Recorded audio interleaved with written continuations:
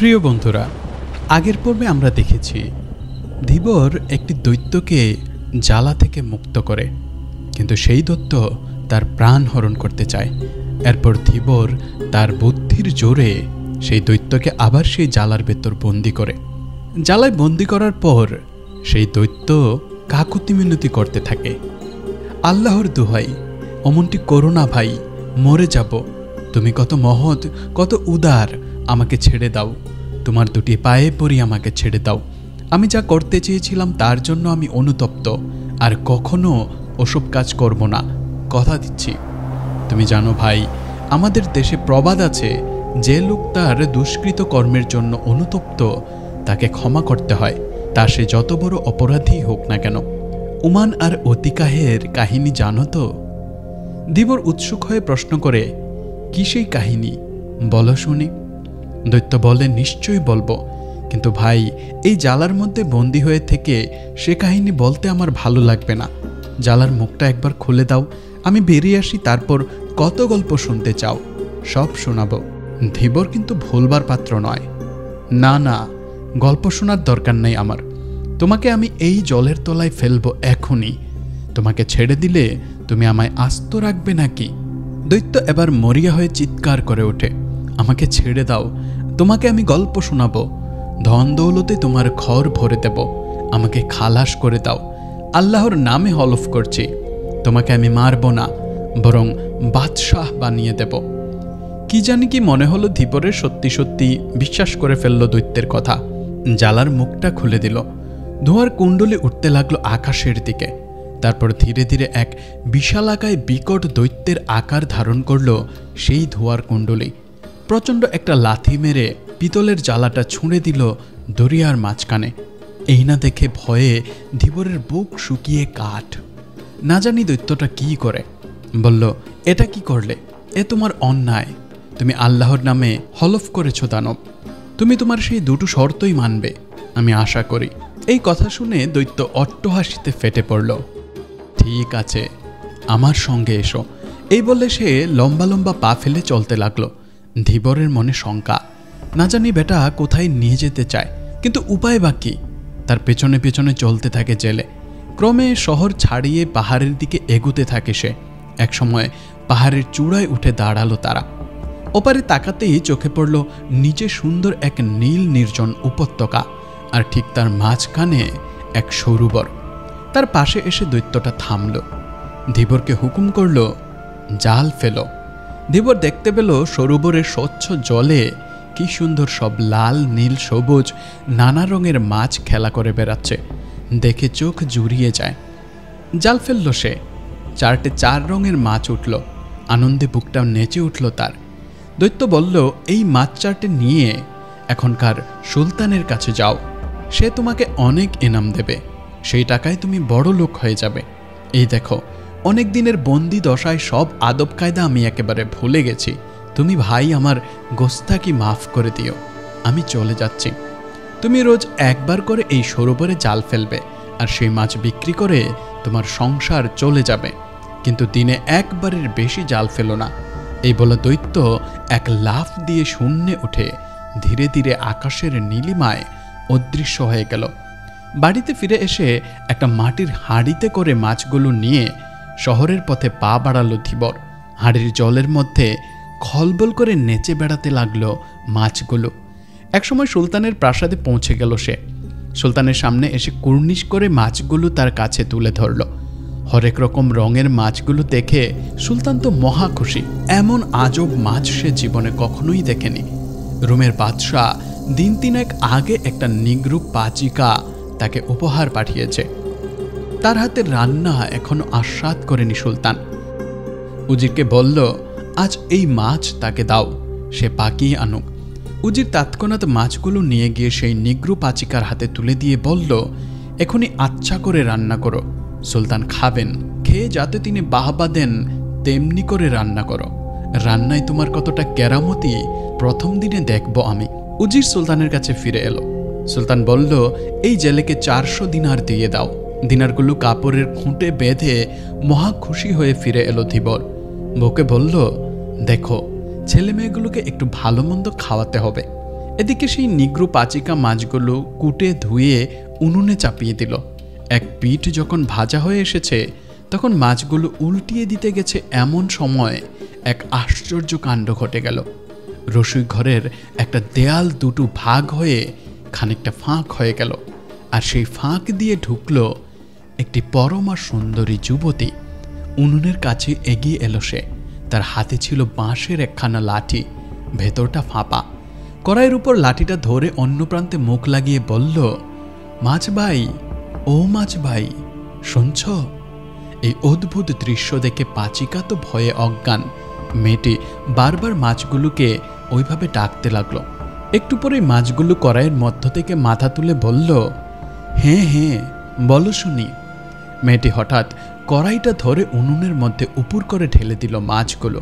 তারপর যে পথে এসেছিল সেই পথ বেরিয়ে অদৃশ্য হয়ে গেল, আর সঙ্গে সঙ্গে ফাঁক হয়ে যাওয়া দেয়ালটা আবার যেমন ছিল তেমনি জোড়া লেগে গেল। পাচিকার হুঁশ ফিরে এলো যখন মাছগুলো উনুনের আগুনে পুড়ে ছাই। কপাল চাপড়ে তার স্বরে কাঁদতে লাগলো সে। এ কি সর্বনাশ হলো গো, আমার যে গর্দান যাবে। তার কান্নার আওয়াজে উজির ছুটে এসে দেখে সব মাটি হয়ে গেছে। বলল, ওই পোড়া মাছগুলো নিয়ে চলো সুলতানের কাছে, দেখো তোমার কি দশা হয়। একথা শুনে পাচিকা কান্নায় ভেঙে পড়ল। উজিরকে আদ্যপান্ত যা ঘটেছে খুলে বলল। উজির শুনে অবিশ্বাসের হাসি হাসল। যত সব গাঁজাখুরি গল্প। আবার সে ধীবরকে বলে পাঠালো আরও 4টে ওই মাছ যেন সে নিয়ে আসে। উজিরের হুকুমে ওই সরোবর থেকে আরও 4টে মাছ ধরে তাকে দিয়ে গেল। এবার উজির পাচিকাকে বলল, আমার সামনে খানা পাকাও, আমি নিজের চোখে দেখতে চাই কি ঘটে। যথাহুকুম পাচিকা মাছগুলো ধুয়ে কুটে আবার কড়াইতে করে ভাজতে থাকে। এক পিঠ যখন ভাজা হয়ে এসেছে ঠিক সেই সময় সেই একই ঘটনার পুনরাবৃত্তি ঘটে গেল। উজির দেখে থ হয়ে গেল, আর উপায়ন্তর না দেখে সে সুলতানের কাছে গিয়ে আগাগোড়া সব বৃত্তান্ত খুলে বলল। সুলতান হেসে উড়িয়ে দিল, যত সব আজগুবি কিস্সা। কে আছো, এখনই সেই জেলেকে ডাকো। ধীবরকে ডাকা হলো। ধীবর তো মহানন্দে আবার সেই সরোবরে গিয়ে 4টে মাছ ধরে নিয়ে এলো এবং ইনাম হিসেবে আরও 400 দিনার খুঁটে বেঁধে বাড়ি ফিরে গেল। সুলতান তার চোখের সামনে সেই মাছ পাকানোর ব্যবস্থা করলেন। নিজে রসুইখানায় গিয়ে দাঁড়ালেন। তার সামনে মাছগুলো ধুয়ে কুটে আবার কড়াইতে ভাজতে লাগলো পাচিকা। এক পিঠ ভাজা ভাজা হয়ে এসেছে, উল্টাতে যাবে এমন সময় আবার সেই কাণ্ড। কিন্তু এবার রূপবতী সেই যুবতী না, এবার দেয়ালের ফাঁক দিয়ে ঢুকলো এক আপলুস কালো নিগ্রো। বিশাল একটা বনু মুষের মতো তার চেহারা। আবার সেই একই কাণ্ড। কড়াইটা উনুনের উপর উপুর করে ধরে মাছগুলিকে আগুনের মধ্যে ফেলে দিল। নিমিষে পুড়ে ছাই। নিগ্রোটাও দেয়ালের ফাঁক দিয়ে অদৃশ্য হয়ে গেল। সুলতান ভাবতে লাগলো, এ তো কোনো বিচ্ছিন্ন ঘটনা মাত্র নয়, এর পিছনে অন্য কোনো গভীর রহস্য আছে। কি সেই রহস্য জানতে হবে, কিন্তু কি করে জানা যায়? ডাকো সেই জেলেকে। কোথা থেকে আনে সে এ মাছ? সেখানে যেতে হবে, সেখান থেকেই পাওয়া যাবে এ রহস্যের হদিস। ধীবরকে ডেকে পাঠানো হলো। সে এসে বলল, শহরের কাছেই যে পাহাড়টা, তার উপরে একটা সরোবর আছে, সেই সায়র থেকে এই মাছ সে ধরে আনে। সুলতান তখন সৈন্য সামন্ত নিয়ে সেই পাহাড়ের পথে রওনা হয়ে গেল। তার মনে এক দারুণ সংশয়। সৈন্যদল পাহাড় ডিঙিয়ে ওপরে গিয়ে পৌঁছালো। এক মনোরম ঘন সবুজ উপত্যকা, কোথাও কোনো জনপ্রাণী নেই। এমন সুন্দর জায়গা তারা আগে কখনো দেখেনি। সবাই দেখল সরোবরের স্বচ্ছ জলে খেলা করছে অসংখ্য রঙিন মাছ। সুলতান তার লোকজনদের জিজ্ঞেস করল, এর আগে তাদের কেউ এই জায়গায় এসেছে কিনা? তারা সবাই ঘাড় নেড়ে জানালো না। তখন আল্লাহর নামে হলফ করে সে বলল, যদি আল্লাহ বলে কোনো কেউ থাকেন তবে তার দিব্যি করে বলছি, আসল ব্যাপার কি না জেনে আমি এখান থেকে নড়ছি না। সুলতান তার জ্ঞানবৃদ্ধ উজিরকে ডেকে পাঠালো। শোনো উজির, আজ রাত্রে আমি একা এই পাহাড়ে এই সরোবরে ঘুরে দেখতে চাই। আমাকে খুঁজে বের করতেই হবে এই সরোবর আর তার আজব মাছের রহস্য। আমার এই মতলবের কথা যেন কোনো ক্রমেই ফাঁস না হয়। সুলতান ছদ্মবেশে একাকী বেরিয়ে পড়ল। সারা রাত ধরে ঘুরে বেড়াতে লাগলো পাহাড়ের কন্দরে কন্দরে।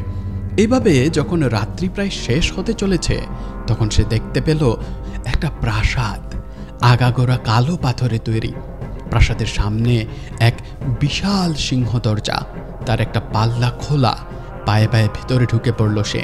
একটু চড়া গলায় ডাকতে লাগলো, কে আছো মালিক? আমি এক ক্লান্ত পথিক, বড় তেষ্টা পেয়েছে, আমাকে একটু পানি দাও। বারবার উচ্চারিত হতে থাকলো কথাগুলো, কিন্তু কেউ সাড়া দিল না। আরও ভেতরে ঢুকে পড়ল সুলতান।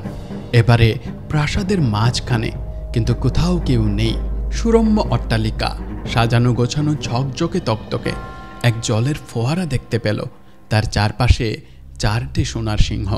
চারপাশের দেয়ালে নানা জাতের রং বেরঙের অসংখ্য পাখি, কিন্তু সবাই বন্দী। সুলতান বিস্ময়ে বিমূঢ়, কিন্তু চারদিক তন্ন তন্ন করে খুঁজেও কোনো জনমানবের সন্ধান পাওয়া গেল না। ঘুরে ঘুরে ক্লান্ত হয়ে একসময় বসে পড়ল এক জায়গায়। এই সময় মনে হলো এই বেশি দূরে না, কাছেই কেউ গাইছে। একটু এগুতেই সুলতানের চোখে পড়ে একখানা বাদশাহী পর্দা ফেলা দরজা। পর্দাখানা তুলতেই সে দেখতে পেল এক পালঙ্কে অর্ধশায়িত এক যুবক। সুলতানের মনে আনন্দ আর ধরে না। ঘরের মধ্যে পা রেখে বলল, আমার কি সৌভাগ্য তোমার দেখা পেলাম। কিন্তু পালঙ্কে অর্ধশায়িত যুবকটি যেমন শুয়েছিল তেমনি শুয়ে রইল, তার সর্বাঙ্গ এক মূল্যবান শালে ঢাকা। শুধু বলল, আমাকে ক্ষমা করবেন, আমি উঠতে পারছি না, আমার দেহ অসার। সুলতান দুঃখিত হলো।